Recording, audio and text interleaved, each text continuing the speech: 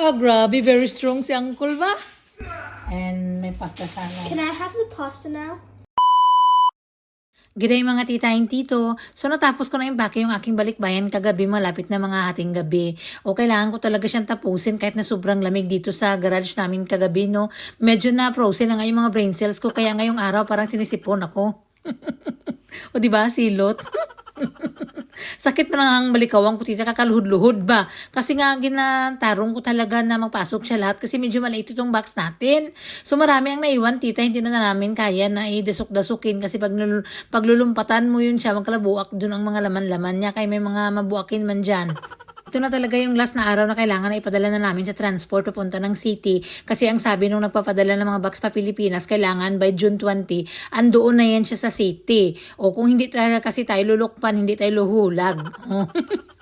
Hindi naman kasi tayo mayaman, tita. Lahat na nailaman ko dito sa box, pinaghirapan ko ito ng pambaligyan ng mga butilya at saka lata dito. Akala nyo. Tapos may magsunggod-sunggod. Walang dapat may magsunggod-sunggod. Dapat si nanay lang may karapatan magsunggod sa akin. Hindi Joke lang yun. Hindi natin kaya lahat bigyan tita. So sa pamilya lang muna. At saka yung mga laman-laman yan, importante dyan, mga vitamins ni nanay. Kaya naghahina na yung kanya mga katuhuran. So kailangan niya ng mga vitamins. Galing ng Australia, charing. Marami kasi nakasale dito ng mga vitamins si tita, mga vitamins ba? Para lulusog man sila. Uy, kung tutuusin talaga tita, sobrang mahal na magpabalik-bayan box ngayon, lalo na dito kami sa probinsya. Kasi doble talaga yung transport namin. Nagbayad pa kami dito ng truck papunta ng city. Magbayad pa kami ng from Australia to pa Pilipinas na naman. So doble na talaga, maliban pa dun sa mga bayad-bayad. Ngayon lahat pa ng mga laman-laman yan. Binili ko man yan, hindi ko man yan kinawat. Ay. Pero sa isang buong taon, tita, inipon-ipon ko yan. Marami pa nga naiwan dito. Tsaka may 2 box pa na kaming na naman sa susunod mga buwan na naman. Oh. Pero, yung saya at ligaya, tita, na magpadala kanyan sa Pilipinas, sa pamilya mo. Tapos yung excitement nila, na lagi ng tanong kung kailan darating. Hindi kayo makaintay dyan. Magtanong pa kayo liwat, ipakancel ko yan, pabalikin ko yan dito.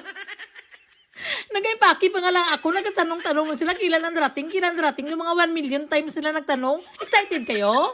No, meron kayo dyan.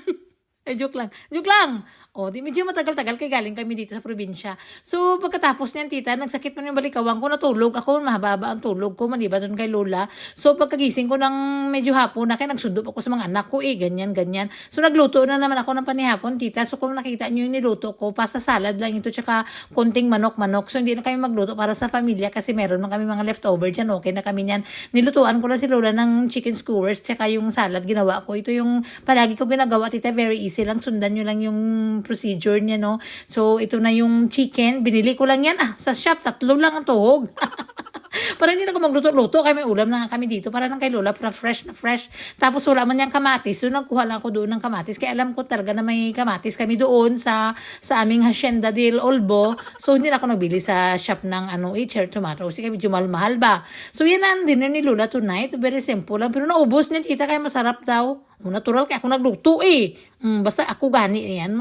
Alam nyo na, sip-sip is the key. Ginasarapan ko yan palagi para close friend kami, amiga kami ba, you know?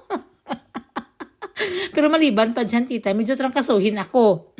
So, make sure ko talaga na makapag-voice over ako ngayon. Kung wala ko bukas, alam nyo na, nag-aubo na ako.